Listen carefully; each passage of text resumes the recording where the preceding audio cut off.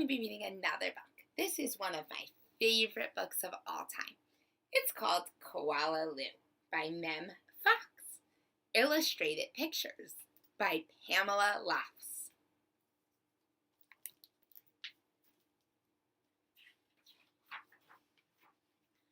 Koala. There once was a baby koala, so soft and round that all who saw her loved her. Her name was Koala. The emu loved her, the platypus loved her, and even though little Koala Claus next door loved her. But it was her mother who loved her most of all. 100 times a day, she would laugh and shake her head and say, "Koala, I do love you." Aww. Whenever she stretched in the early morning sun, or climbed a gum tree, or bravely went down the path all by herself, her mother would smile and say, "Koala, I do love you." 3 years passed, and other koalas were born, brothers and sisters for Koala. Soon her mother was so busy, she didn't have time to tell Koala that she loved her. Although, of course, she did. Has anyone ever felt like that before? You can make a connection. You could say, "This reminds me of."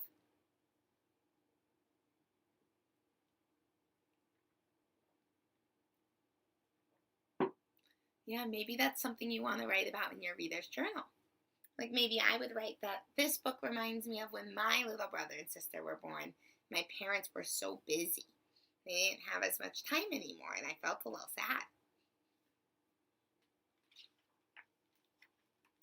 Every night, as she curled up under the stars, Koala thought about the times when her mother had looked at her and said, "Koala, I do love you." And she longed for her to say it again. One night, Koala had a splendid idea. Preparations had begun for the Bush Olympics. She would enter. She would compete in the gum tree climbing event, and she would win. And her mother would fling her arms around her neck and say, "Koala, I do love you." Koala began her training right away. She jogged and puffed and lifted weights and panted. She hung from a branch with one claw at a time till she ached. She did push-ups till her stomach hurt. And last of all, she climbed the tallest tree she could find, over and over and over again.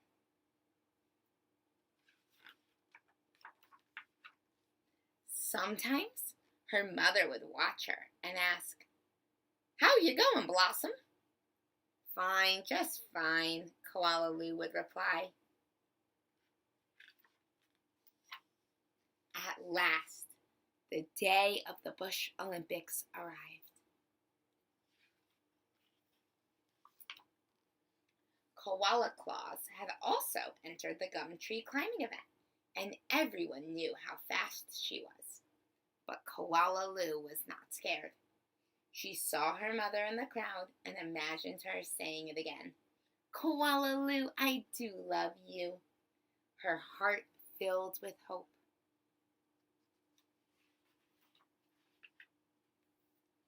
It was Koala Claus who went first. Her climb was a record-breaking 22 meters in 70 seconds flat. The spectators whistled and cheered and wildly waved their party hats. "Can I do better than that?" wondered Koala. "I must." As she stepped toward the tree, a hush fell over the crowd.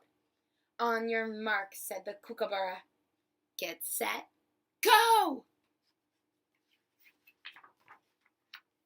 Koala leapt onto the tree. Up and up and up she climbed, higher and higher and higher, faster and faster and faster, until There she was, right at the very top. The spectators roared and clapped and stamped their feet. But she wasn't fast enough. In spite of all her training and all her hoping, it was Koala Claus who won the gum tree climbing. Koala Lou came in second. Koala Lou went off and hid. She heard the shouts of the Bush Olympics and cried her heart out. When the first stars of evening appeared in the sky, Koala Lou crept home through the dark and up into the gum tree. Her mother was waiting for her. Before she could say a word, her mother had flung her arms around her neck and said, "Koala Lou, I do love you. I always have and I always will." And she hugged her for a very long time. The end.